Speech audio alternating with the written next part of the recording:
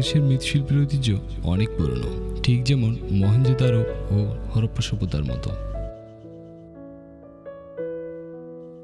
ধারণা করা হয় আজ থেকে 1500 থেকে 2000 বছর আগে মৃৎশিল্পের বিকাশ ঘটে এই বাংলায়।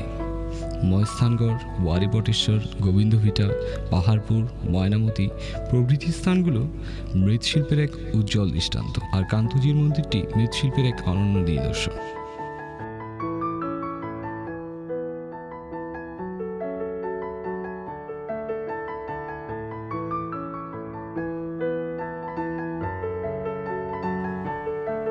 রায়ের বাজারে আমি যে কয়েকজন কুমারের সাথে কথা বলেছি, তাদের মধ্যে জ্যোৎস্না ও দাদাভাই মৃৎশিল্প সম্পর্কে অনেক তথ্যই দিয়েছেন এবং তাদের বর্তমান অবস্থা তুলে ধরেছেন।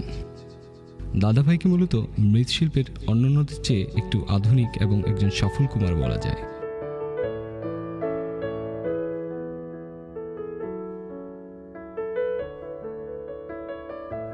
যুগের সাথে তাল মিলিয়ে পাতিল ছাড়াও ফ্লাওয়ার ভেস, মাটির গহনা, ব্যাংক, মোমদানি, ডিনার সেট প্রভৃতি তৈরি করেন।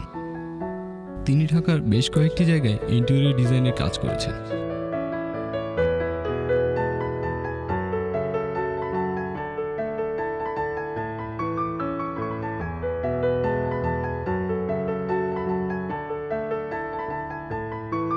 তিনি শুধুমাত্র মাটির তৈরি জিনিসই নয়, তার সাথে নানা ফুল, পাতা, গ্লিটার, ডিমের খোসা, রং ইত্যাদি ব্যবহার করে এগুলোকে একটি নতুন রূপ দেন। এর মাধ্যমে তিনি যে মৃৎশিল্পে একটি নতুনত্ব আনার চেষ্টা করেছেন তাও তিনি জানান আমাদেরকে।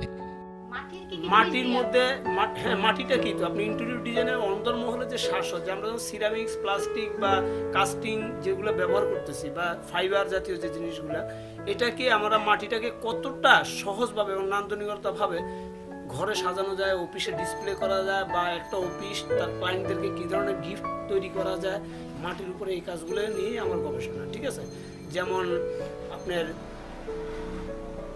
অটোবি আছে, তারপরে সিমেন্স কোম্পানি আছে, বাংলা লিঙ্ক কোম্পানি আছে, তারপর যেমন আমি এখন কাজ করতেছি যেমন মাল্টিমিডিয়া লিমিটেড একটা কোম্পানি এবং রানার গ্রুপ একটা কোম্পানি, এই দুইটা কাজ আমার হাতে। এখন যে কাজগুলো ওনারা দিচ্ছে, ওনারা কেন করতেছেন, যে হ্যাঁ আমার দেশের জিনিস এবং শৈল্পিক একটা ব্যাপার রয়ে গেছে এখানে, বা নান্দনিকতার একটা ব্যাপার রয়ে গেছে, আকর্ষণীয় একটা ব্যাপার রয়ে গেছে।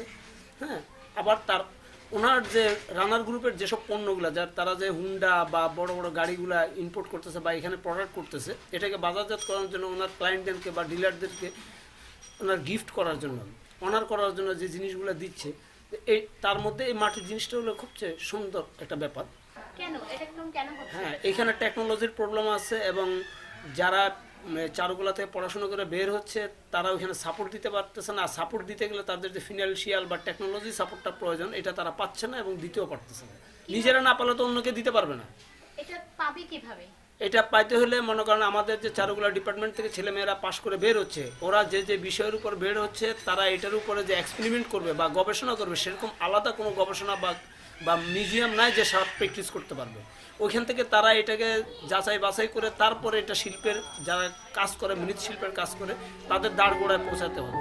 আর এটা পৌঁছানোর জন্য সরকারি পৃষ্ঠপোষকতা অবশ্যই প্রয়োজন, কারণ সেরকম সাপোর্ট ওই ছেলেমেয়েরা পাচ্ছে না, বিদেয় ওই পর্যন্ত যায়। অপরদিকে মৃৎশিল্পের যারা হাল ধরেছে, অর্থাৎ পাল বংশের মানুষগুলো এই আধুনিকতার ছোঁয়া থেকে বঞ্চিত, কারণ তাদের কোনো কারুশিল্পের নেই কোনো কারিগরি শিক্ষা।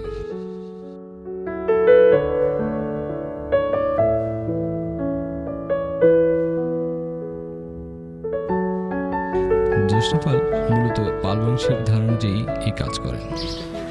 আপনারা শিল্পী কেন হতে পারেন না? শিল্পী হতে পারি না, আমরা লেখাপড়ি পিছিয়ে আছি, আমাকে লেখাপড়ি শিখায় নেই বাবা মা। তো এখন আমরা কোথায় যাবো? তো ওই গিয়া কমবো যে আমাকে এই পর্যায়ে ওইলে আমাকে সুবিধা হইব। লেখাপড়ি জানলে শিক্ষার মর্যাদায় আমরা যাই দাঁড়াইতে পারতাম, এখানে আমরা দাঁড়াইতে পারি না, আমরা তো লেখাপড়ি জানি না। সরকারের কাছ থেকে কোনো সাহায্য বা কোনো উপকার আমরা পাইনি কখনো। আমাকে আমাকে দিক দেখে নাই যে দেখি এখানে কুটির শিল্পরা কিভাবে আছে, এগো কি করলে একটু উপরে দাঁড়াইতে পারবো, তারা উঁচা মুখে কথা কইতে পারবো, সেরকম কোনো সুযোগ সুবিধা আমাকে করেনি সরকার। বর্তমানে তো মাটির জিনিসের চাহিদা আছে। বর্তমানে মাটির জিনিসের চাহিদা আছে, থাকলে কি হইব, মালের মতো মাল বানাইতে হইব, সৌন্দর্য ওরকম করতে হইব, তারপরে যা পুঁজিপাট্টা লাগে, জায়গা লাগে, ভালো মাল বানাইতে হলে জায়গার প্রয়োজন। আমরা জায়গায় খুব কষ্টে আছি, যেমন এক জায়গার ওখানে 5 ভাই ওখানে 5টা ভাগ হয়ে গেছে, ওখানে এলা কাজ করতে আমার অসুবিধা হয়। একজন একটা করে ঘরের মধ্যে থাকুমি না খামুই, ওই ঘরের না কাজ, অনেক অসুবিধায় আছি আমরা। এরকম আমরা কখনো সরকার থেকে কোনো কিছু সুযোগ সুবিধা পাইনি যে এদের জন্য একটা লোন দেই বা ইন্টারেস্ট ছাড়া, ইন্টারেস্ট মাপুক দেশের শিল্পী হিসাবে, বা একটা জায়গা দিয়ে ফ্রিভাবে তারা কাজকর্ম করে খাও, এরকম কোনো আমরা সুযোগ সুবিধা পাইনি কখনো। আপনারও